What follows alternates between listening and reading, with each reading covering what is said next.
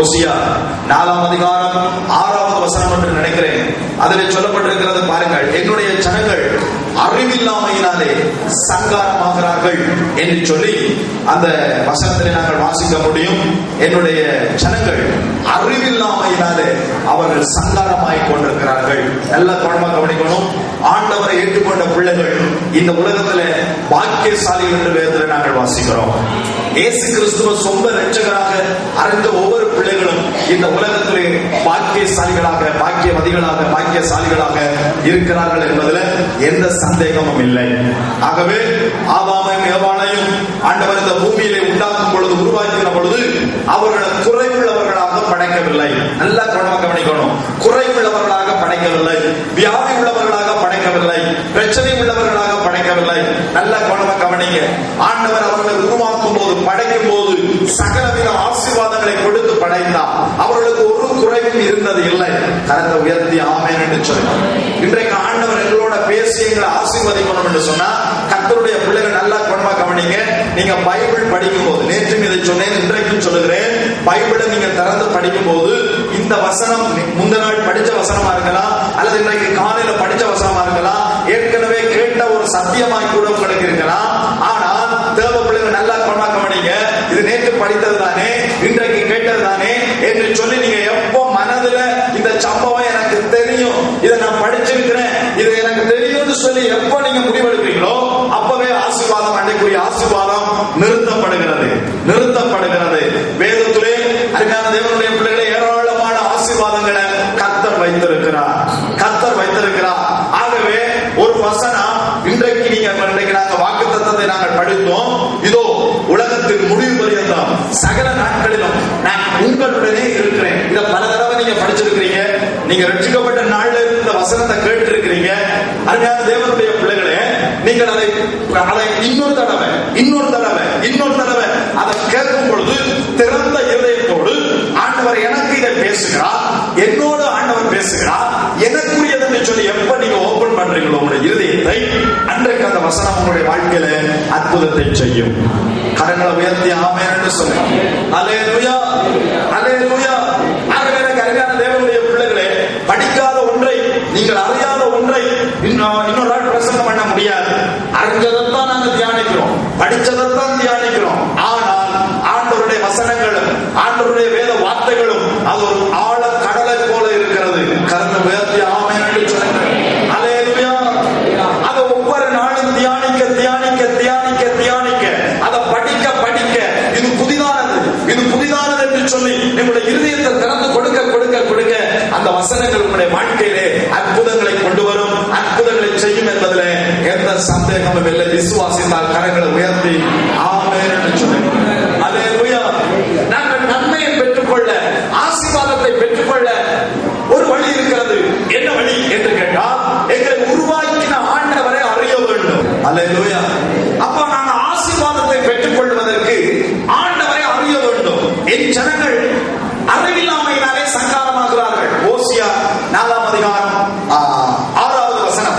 அந்த வசனத்தை நீங்கள் படித்து பார்க்கும்போது சொல்லப்பட்டிருக்கிறது, என்னுடைய ஜனங்கள் அறிவில்லாமையினாலே சங்காரமாகிறார்கள்.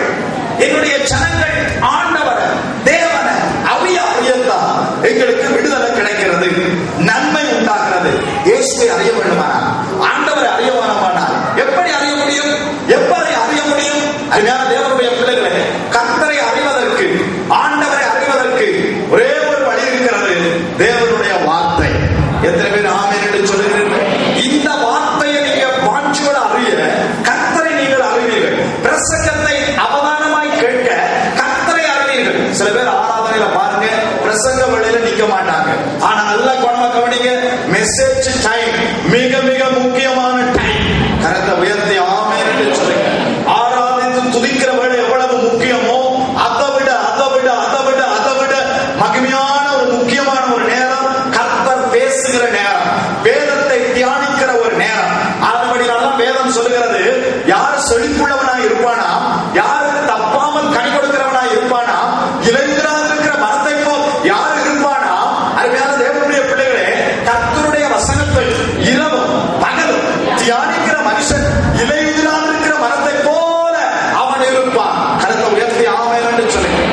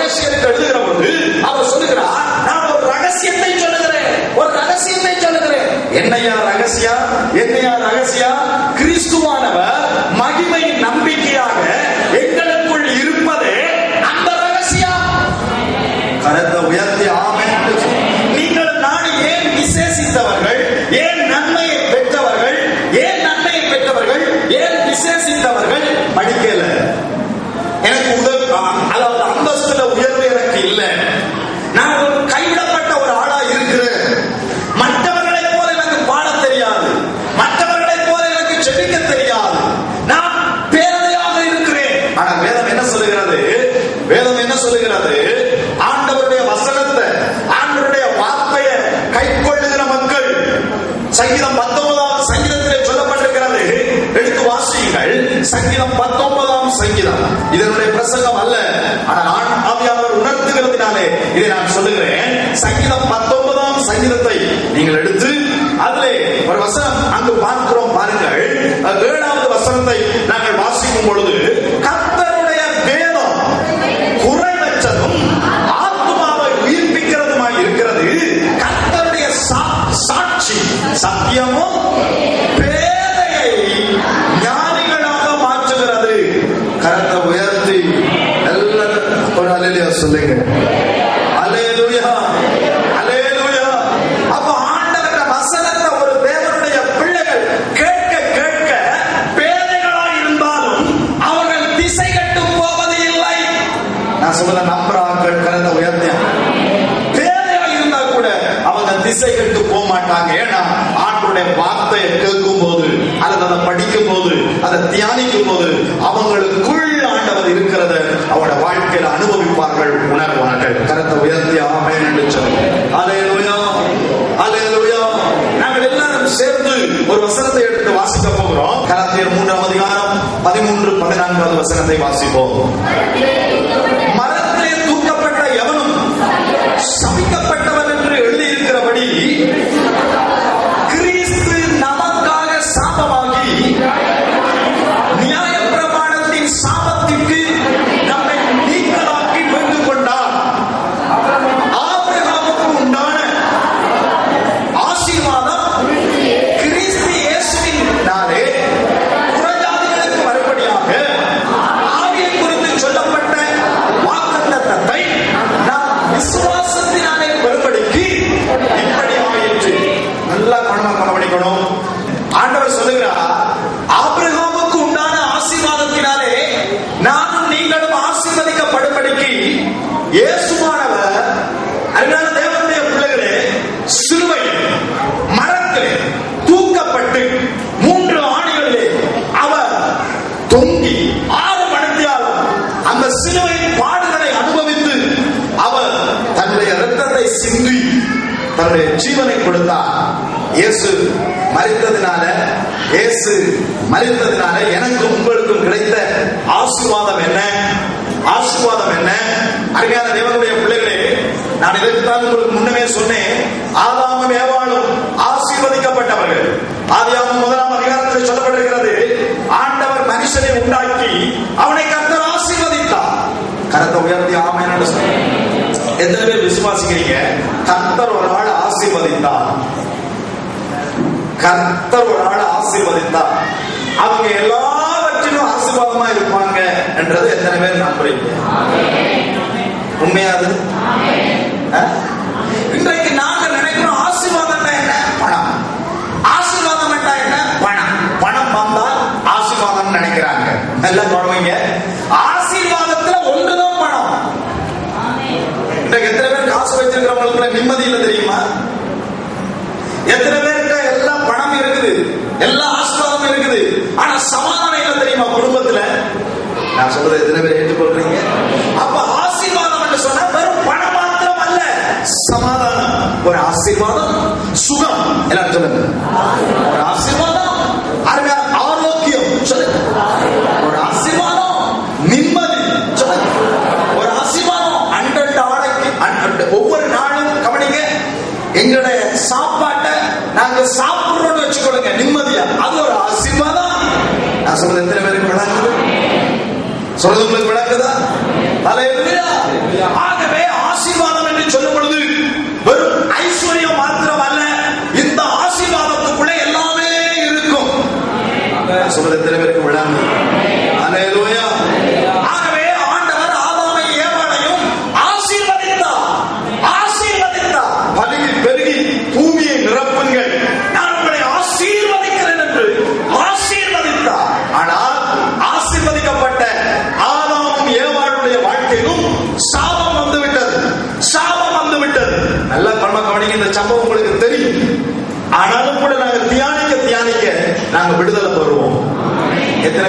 என்று சொல்லுங்க. ஆசீர்வதிக்கப்பட்ட ஆட்கள் தான், ஆனால் சாபம் வந்து விட்டது. ஏன் இந்த சாபம் வந்தது?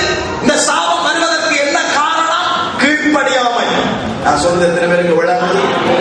ஆதாமும் ஏவாளும் கீழ்ப்படியாமையினாலே சாபத்துக்கு உட்படுத்தப்பட்டார்கள், சாபமாக்கப்பட்டார்கள், சபிக்கப்பட்டார்கள். நல்லா இருந்தவர்களுடைய வாழ்க்கையிலே சாபம் உண்டானது. நல்ல மனம கவனிங்க. ஆனால் அருமையான தேவனுடைய பிள்ளைகளே, சபிக்கப்பட்ட அந்த மக்கள், சபிக்கப்பட்ட அந்த ஜனங்களை, சபிக்கப்பட்ட அந்த ஜனங்களை ஆண்டவர் அப்படியே விடவில்லை, அப்படியே விடவில்லை. இதுதான் ஆண்டவருக்கு அன்பை நாங்க யோசிக்கணும். கரத்தை உயர்த்தி ஆமென் என்று சொல்லுங்க. சபிக்கப்பட்ட அந்த ஜனங்களுக்காக, சபிக்கப்பட்ட அந்த சந்ததிக்காக ஆண்டவர் ஆதியாகமத்திலே வாக்கு கொடுத்து விட்டார். ஸ்திரீனிடத்திலே இருந்து ஒரு பிள்ளை பிறக்கும். கரத்தை உயர்த்தி ஆமென். நீங்க கவனிங்க. ஸ்திரீனிடத்திலே இருந்து ஒரு பிள்ளை பிறக்கும்.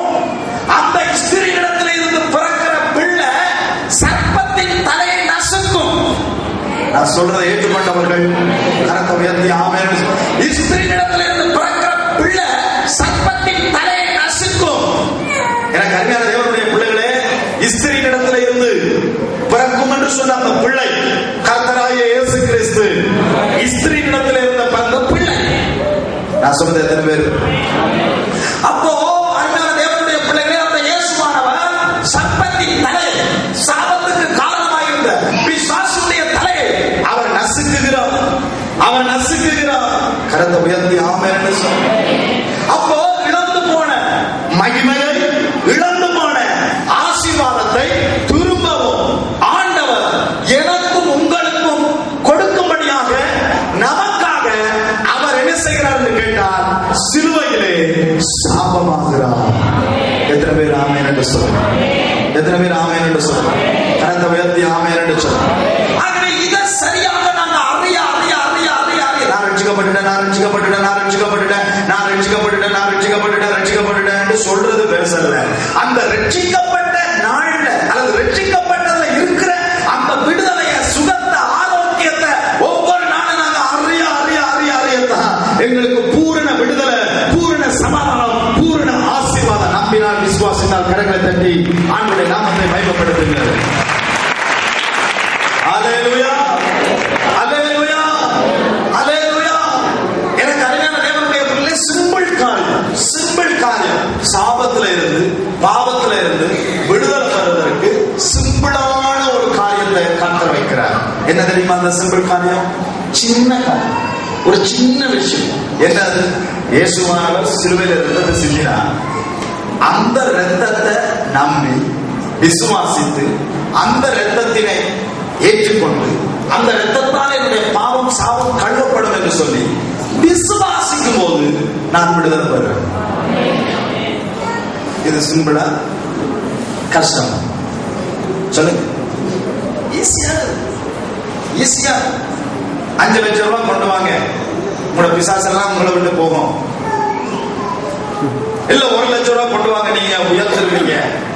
அது சத்ரு செய்யலாம் வெளியில. இயேசு என்ன செய்யறார்? விசுவாசிக்கிறவன் எவனோ, யோவான் 3ஆம் அதிகாரம் 17ஆவது வசனத்தை நாங்கள் வாசிப்போம்.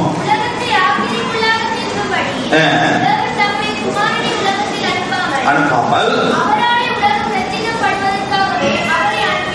அவரை அனுப்பினார். 15ஆவது வசனம் சொல்லுகிறது, தன்னை தன்னை இயேசு சொல்லுகிறார், தன்னை விசுவாசிக்கிறவன் எவனோ எவனோ அவன் அவன் கெட்டு போகாமல் நித்திய ஜீவனை அடையும்படிக்கு உயர்த்தப்பட வேண்டும்.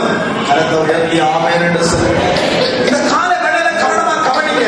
சிலுவையை நோக்கி பார்க்கிற யாரா இருந்தாலும் விடுவிக்கப்படுவார்கள், ரட்சிக்கப்படுவார்கள், சாபங்கள் உடைக்கப்படும். நம்புறீங்களா? நம்புறீங்களா? இதுதான் உண்மையான சத்தியம். வேதம் சொல்லுகிறது, சத்தியத்தை அறிவீர்கள், சத்தியம் உங்களை விடுதலையாக்கும். சத்தியத்தை அறிவீர்கள், சத்தியம் உங்களை விடுதலையாக்கும். எங்களுக்கு ஆண்டவர் கொடுத்த சுதந்திரங்களை நாங்கள் சரியா அறியும் போது அதை நாங்கள் பெற்றுக் கொள்ளுவோம். கரங்களை உயர்த்தி ஆமென். நான் ஒரு கதை கேள்விப்பட்டேன். ஒரு தாய்க்கு ஒரே ஒரு மகன் இருந்தான். சரியான கஷ்டத்துல, நெருக்கத்தில் அந்த தாய் அந்த மகனை வளர்த்து கொண்டிருந்தாள். அந்த தாய் ஒவ்வொரு நாளும் கூலி வேலைக்கு போய் அந்த சம்பாத்தியத்திலே அந்த தாயை அந்த மகனை போஷித்து அவனை கொஞ்சம் கொஞ்சமாய் படிக்க வைத்து விடுவிடா போய் வேலைகளை செய்து அதுல வருகிற வருமானத்திலே அந்த பிள்ளையை படிக்க வைத்துக் கொண்டிருந்தாள். கடைசியிலே அவன் படித்தான். அந்த படித்த மகன் வெளி தேசத்துக்கு கடந்து போனான். வெளி தேசத்துக்கு கடந்து போன பொழுது இந்த தாய் தனிமையில் இருந்தாள். அந்த படிக்காத ஒரு தாய், சரியாக அவளுக்கு எழுத்துக்கள் தெரியாது, நல்லது கெட்டதை சரியாக உலக அறிவு அவளுக்கு இல்லை. அந்த தாய்க்கு அந்த வெளி தேசத்துக்கு போன மகன் ஒவ்வொரு தடவையும் அருமையான தேவனுடைய பிள்ளைகள் இந்த தாய்க்கு போன் மூலமாக பேசி அந்த தாயை பலப்படுத்திக் கொண்டிருப்பானா.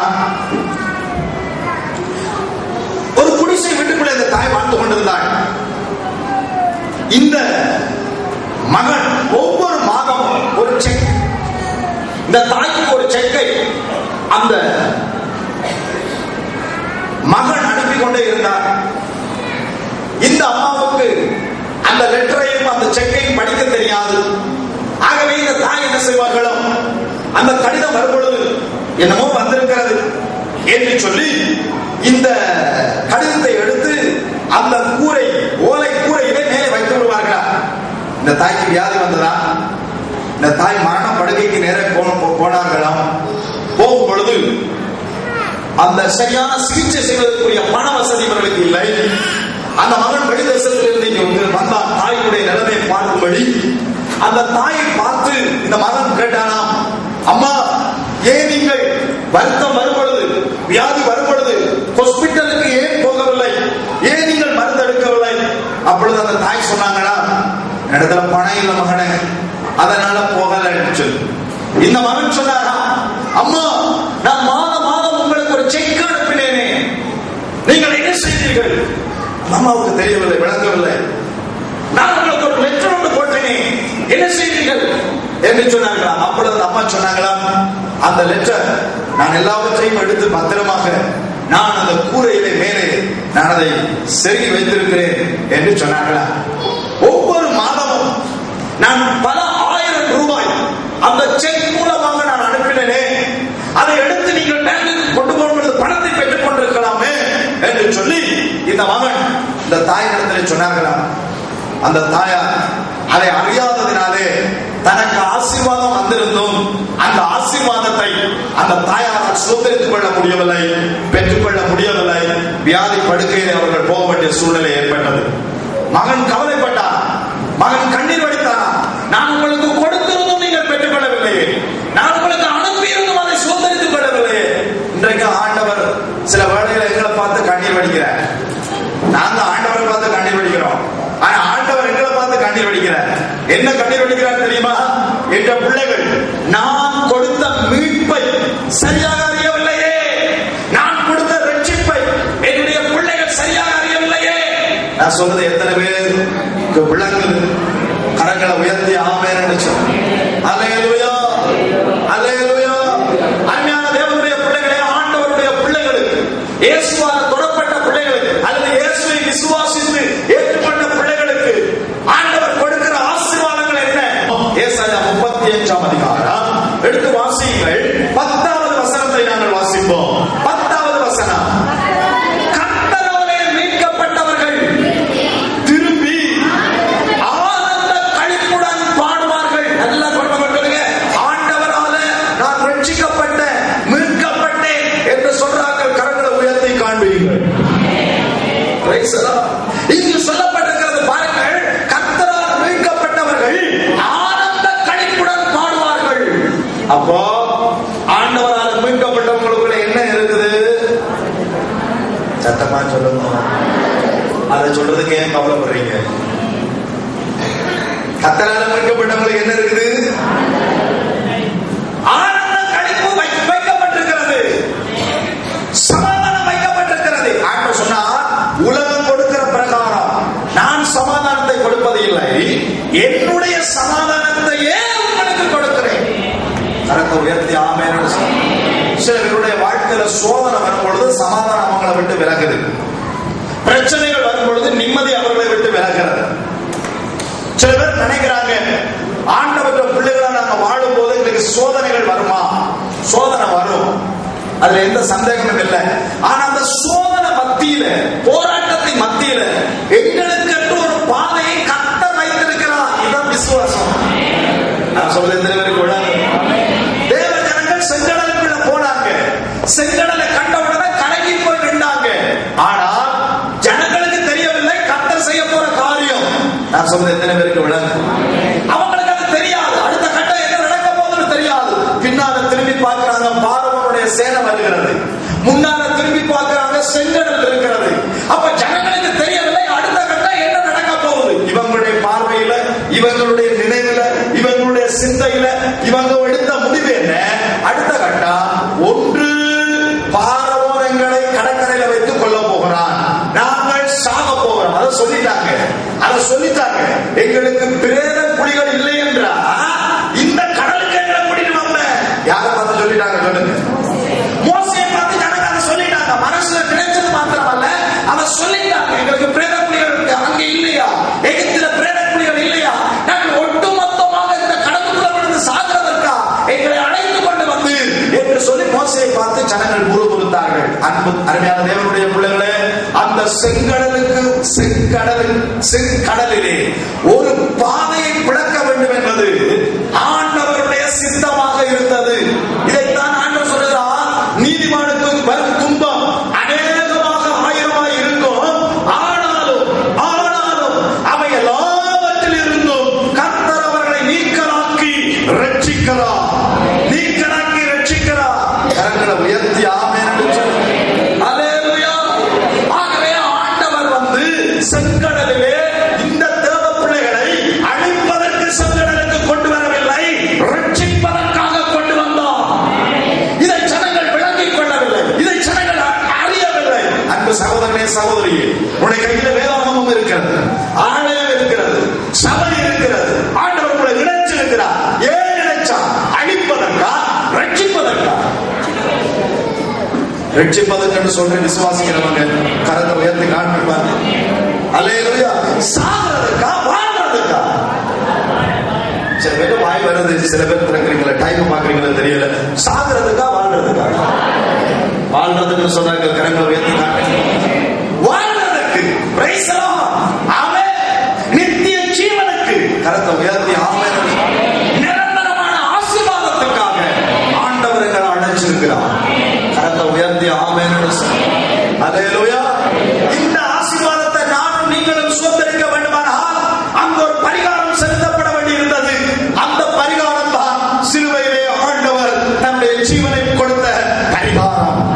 நான் சொல்றதை ஏற்றுக்கொள்ளுகிறவர்கள் கரங்களை உயர்த்தி ஆமென் என்று சொல்லுங்கள். அல்லேலூயா. சிலுவையிலே ஆண்டவர் அந்த பரிகாரத்தை செலுத்தி விட்டார். சிலுவையிலே செலுத்தி விட்டார். ஏசாயா 53ஆம் அதிகாரம் சொல்லி அதிகாரத்திலே நாங்கள் வாசிக்கிறோம், சிலுவையிலே ஆண்டவர் எங்களுடைய துக்கத்தை சுமந்தார், எங்களுடைய வியாதிகளை சிலுவையிலே சுமந்தார், எங்களுக்கு சமாதானத்தை உண்டுபடும் தண்டனை அவர் மேல் வந்தது, எங்களை ஐஸ்வர்யவான்கள் ஆக்கும்படி அவர் தரித்திரரானார். கரத்தை உயர்த்தி ஆமென் என்று சொல்லுங்கள். அல்லேலூயா. அல்லேலூயா. Praise the lord. கர்த்தர் எங்களை விலக்கிரயமாக எங்களை ஆண்டவர் வாங்கி இருக்கிறார். கரங்களை உயர்த்தி ஆமென் என்று சொல்லுங்கள். அல்லேலூயா. உபாகமம் 1ஆம் அதிகாரம் 31ஆம் வசனத்தை நாங்கள் வாசிக்கிறோம். ஒரு மனிதன் தன் பிள்ளையை சுமந்து கொண்டு வருவது போல நீங்கள் இவ்விடத்திற்கு வருகிற வரைக்கும் நடந்து வந்த வழிகளில் எல்லாம்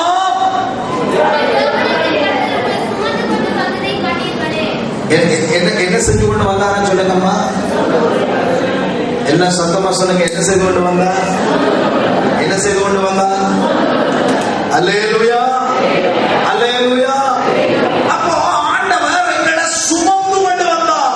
எங்களை சுமந்து கொண்டு வந்தார். எனக்கு அருமையான தேவனுடைய பிள்ளைகளே, இதை நாங்க சரியா உணர்ந்து நாங்க தேவ ராட்சத்துக்குள்ள நிற்கும் போது கர்த்தரால் பெறப்படுகிற சகல ஆசீர்வாதங்களையும் நாங்கள் பெற்றுக்கொள்வோம். இந்த உலகத்துல பிசாசை இயேசு ஜெயித்தா என்பதை நாங்க 100% நம்புறோம். அதுல எந்த சந்தேகமும் எங்களுக்கு இல்லை. ஆனா ஆண்டவர் என்ன சொல்ல தெரியுமா?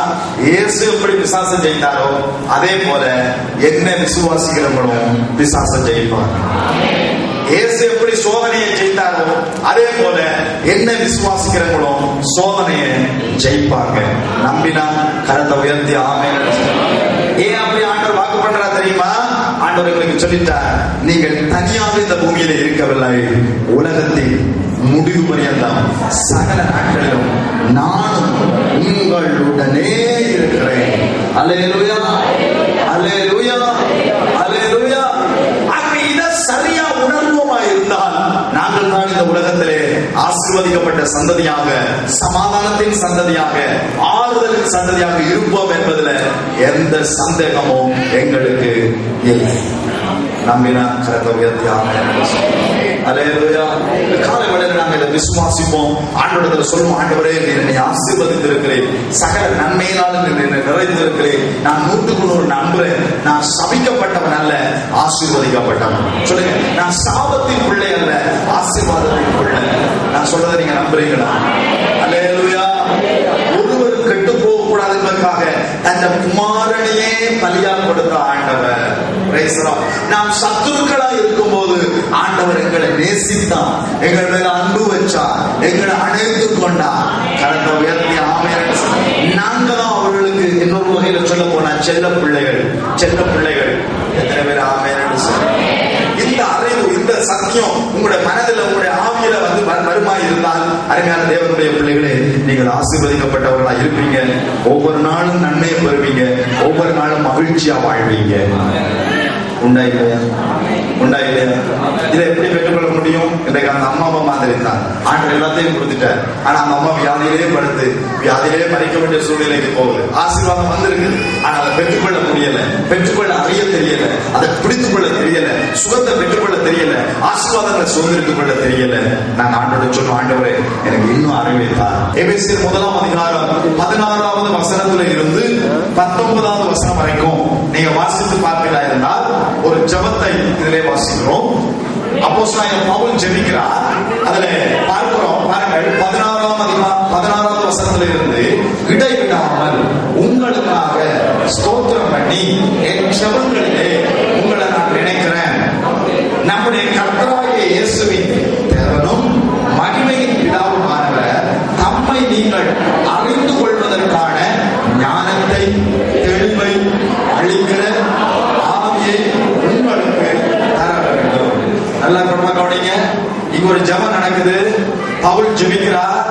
என்னத்துக்காக ஜெபிக்கிறார் என்று பார்க்கும்போது, ஆண்டவரை அறிய வேண்டும், ஆண்டவரை அறிய வேண்டும் என்கிற ஜெபம். கருத்தை உயர்த்தி ஆமென். ஆண்டவர்களுக்கு சில சுதந்திரத்தை கொடுத்திருக்கிறார். சர்ப்பங்களை மிதிக்க, தேள்களை மிதிக்க, சத்துருவினுடைய வல்லமையை மேற்கொள்ள நான் உங்களுக்கு அதிகாரம் கொடுத்திருக்கிறேன். ஒன்றும் உங்களை சேதப்படுத்தா. நல்லா கவனித்துக் கொள்ளுங்க. இன்றைக்கு இருக்கிற பிரச்சனை என்ன தெரியுமா? பிசாசு இன்றைக்கு தேவ பிள்ளைகளை பார்த்து பயப்பட்டு கொண்டிருக்கு. ஆனா தேவ பிள்ளைகள் என்ன செய்யறாங்கன்னா வேத பார்த்து பயந்து கொண்டிருக்கிறாங்க. இதான் நடக்கிற பிரச்சனை. அல்லேலூயா. ஆனா தேவ பிள்ளைகள் எப்போ சத்தியத்தை அறிஞ்சு கர்த்தர் என்னோட இருக்கிறார் விரும்புறாங்களோ அன்னைக்கு பிசாசு தோற்கடிக்கப்படும். இந்த சிங்கம் ஆட்டு கதை நம்ம எல்லாருக்கும் நல்லா தெரியும். சிங்கத்தின் கூண்டு அந்த கோயிலுக்குள்ள ஆடு போய் சிக்கி கொண்டது. ஆடு போய் உள்ள சிக்கி கொண்டது. சிங்கம் வந்தாச்சு. சிங்கம் வந்த உடனே யாரா இது என்ற கோயிலுக்குள்ள வந்தது? நாம காட்டுக்கு ராஜா. இந்த ராஜாவுடைய கோயிலுக்குள்ள தைரியமாக யார் உள்ள வந்தது? ஆட்டுக்கு அப்பதான் தெரிந்தது, ஐயோ நான் வந்து படுத்துக் கொண்டதுக்கு கிடக்கிற இடம் எந்த இடம்? சிங்கத்தின் புகை. ஆட்டுக்கு நடுக்கம் வந்தது, ஆட்டுக்கு பயம் வந்தது. அடுத்த கட்டம் என்ன செய்வதுன்னு தெரியவில்லை ஆட்டுக்கு. அப்ப அந்த ஆடு யோசித்துக் கொண்டே இருந்தது, இன்னும் கொஞ்ச நேரத்தில் இந்த கதை முடிய போகும், சிங்கம் உள்ள வரப்போகிறது, என்னை பிடிக்க போகிறது. ஆனா சிங்கத்துக்கு ஒரு பயம். இவ்வளவு துணிகரமா நாம் காட்டுக்கு ராஜா, என்னை கண்டு எல்லாமே பயப்பட்டுக் கொண்டிருக்கிறது. ஆனால் இவ்வளவு துணிகரமா என்ற உண்மைக்குள்ளேயே ஒரு ஆண்டு இருப்பான்னா உண்மையில இதை யோசிக்கத்தான் வேணும். அதுக்கு ஆட்டை பார்த்து பயம். ஆனா ஆடு எதை பார்த்து பயம்? இதான் இன்னைக்கு நடந்து கொண்டிருக்கு. கவனி. இப்ப இந்த ஆடு உள்ள இருக்கிறது. இந்த ஆட்டுக்கு என்ன செய்வதுன்னு தெரியவில்லை. இந்த சிங்கம் வெளியில நிற்கிறது. சிங்கம் இது ஒரு கதை. ஆட்டை பார்த்து கூப்பிட்டுதான் ஆடுன்னு தெரியாது. யாரா இருந்தாலும் சரி, நான் ரொம்ப பசியோட வந்திருக்கிறேன், உடனடியா வெளியில வா, இது உள்ள போறது பயம், உடனடியா வெளியில வா என்று சொன்னது. ஆடு பார்த்தது, உள்ள இருந்தாலும் சாவ போறேன், வெளியில போனாலும் சொல்லுங்க சாவ போறேன். உள்ள இருந்தா அது என்ன கொல்ல போகுது, வெளியில போகும்போது அது பிடிச்சு என்ன செய்ய போகுது, என்ன கொல்ல போகுது. அது உள்ள இருந்தாலும் மரணம் தான், வெளியில இருந்தாலும் மரணம் தான். ஆனா இந்த ஆடு யோசிச்சு ஒரு காரியத்தை செய்ததா, சரி ஒரு ட்ரை கொடுத்து பார்ப்போம் என்று சொல்லி, என்ன அந்த ஆட்டினுடைய கழுத்திலே ஒரு மணி கட்டப்பட்டிருந்தது. அந்த ஆடு சொல்லிச்சா, நானும் ரொம்ப நேரமா உனக்காகத்தான் வெயிட் பண்ணி கொண்டிருக்கிறேன். எது சொன்னது? இப்போ ஆடு சிங்கத்துக்கு சொன்னது, எப்பொழுது வருவாய் என்று எதிர்பார்த்து கொண்டிருக்கிறேன், சீக்கிரமா உள்ள வா. ஏற்கனவே நடுக்கத்தோடு இருந்த அந்த சிங்கத்துக்கு இப்ப இன்னும் கொஞ்சம் பயம் வந்தது. இன்னும் இவ்வளவு தைரியமா என்னோட கரைக்காதுக்கு எந்த மிருகத்துக்கு துணிவு வந்தது? நானும் பசியோட தான் இருக்கிறேன், சீக்கிரமா உள்ள வா, நான் சரியான ஒரு பசியோடு இருக்கிறேன், எப்பொழுது வருவாய் என்று உனக்காக நான் காத்துக் கொண்டிருக்கிறேன் ஆடு சொன்னது. கடைசியிலே முன்னுக்கு வந்த சிங்கம் இந்த சத்தத்தை கேட்ட உடனே ஒரு அடி பின்னால வைத்துக் கொண்டு, இப்படி ஒரு சத்தம் கேட்கிறா என்று சொல்லி இந்த சிங்கம் சொன்னா, இப்பொழுது நான் உள்ளே வருகிறேன், உன்னை நான் கடிக்கிறேன், உன்னை கொதறுகிறேன் என்று சொன்னது. இந்த ஆடு சொல்லிச்சுதான், நீ வாரத்துக்கு முன்ன நான் வெளியில வந்து உன்னை பிடிக்கிறேன், நீ உள்ள வாரத்துக்கு முன்ன நான் வெளியில வந்து உன்னை பிடிக்கிறேன்னு சொன்ன ஆடு. அப்படியே ஒரு அந்த ஆட்டினுடைய கழுத்திலே கட்டப்பட்ட அந்த மணி ஒரு அலை ஆட்டினது, அந்த மணி ஒழுங்க அப்படியே அங்கேயும். இந்த சிங்கத்துக்கு இன்னும் கொஞ்சம் பயம் பிடித்து விட்டது. என்னடா இது இந்த மாதிரி எல்லாம் சத்தம் கேட்கிறது, நான் இதுவரைக்கும் என்ற வாழ்க்கையில் இப்படிப்பட்ட சம்பவத்தை நான் கேட்டதில்லையே, பார்த்ததில்லையே. கடைசியில பாத்தீங்கன்னா இந்த ஆடு சொல்லிச்ச, நீ உள்ள வருவது தாமதமாக என்னுடைய பசி அதிகமாகிக் கொண்டிருக்கிறது, ஆகவே இனி உன்னை நான் உள்ளே கூப்பிட்டு பிரயோசனம் இல்லை, நானே வெளியில வருகிறேன் என்று ஒரு பெரிய சத்தம் கொண்டு போட்டுதான். இந்த சத்தம் கேட்டதுதான் அவ்வளவுதான் இந்த சிங்கம் அலறை அடித்து ஓடினது. ஆடு வெளியில வந்தது, பார்த்தது சிங்கத்தை காணவில்லை, அது ஆசீர்வாதத்தோடு வீட்டுக்கு போய் சேர்ந்தது. இது ஒரு கதை தான். ஆனா எங்களுக்கு நாங்கெல்லாம் ஆடுகளா இருந்தாலும் சிங்கத்தை விரட்டுகிற தேவ பலத்தை பெற்ற பிள்ளைகள். கரங்களை உயர்த்தி ஆமென்னு சொல்லுங்க, கரங்களை உயர்த்தி ஆமென்னு சொல்லுங்க. ஹல்லேலூயா. எங்களுடைய போராயுதங்கள் மாம்சத்துக்குரியவைகள் அல்ல, அவன்களை நிர்மூலமாக்கத்தக்க தேவ பலன் உள்ளதாக இருக்கிறது. ஆண்டவர் சொல்றாரு, என்ன அறியணும் என்ற பிள்ளைகள், உங்களோட இருக்கிறது நான் அறியணும், உலகத்தில் இருக்கிறவர்களும் எங்களுக்குள்ள இருக்கிறவர் பெரியவர் என்பதை எந்த பிள்ளைகள் அறியணும். கரத்தை உயர்த்தி ஆமென்னு சொல்லுங்க. ஹல்லேலூயா, ஹல்லேலூயா. ஆகவே போராட்டங்கள், பிரச்சனைகள் சிங்கத்தை போல உங்களுக்கு நெருக்கடியாக வந்து பார்க்கலாம். ஆனால் நீங்கள் எதிர்த்து நிற்கும் போது அது உங்களை விட்டு விலகி போகிறதை நீங்க பார்ப்பீங்க, உங்களை விட்டு ஓடி போகிறதை நீங்க பார்ப்பீங்க. ஏனென்றால் உங்களோட இருக்கிறவர் வானத்தையும் பூமியும் படைத்த சர்வ வல்லமை உள்ள தேவாதி தேவன். எல்லாரும் கரங்களை உயர்த்தி ஆண்டவரை ஸ்தோத்திரம் பண்ணுங்க.